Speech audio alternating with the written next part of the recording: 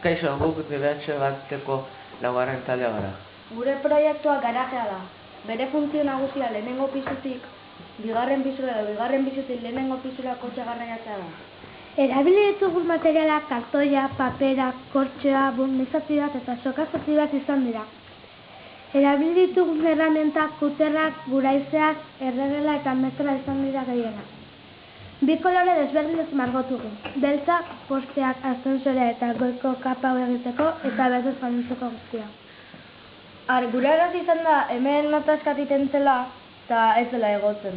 Eta azkenean lortu dugu.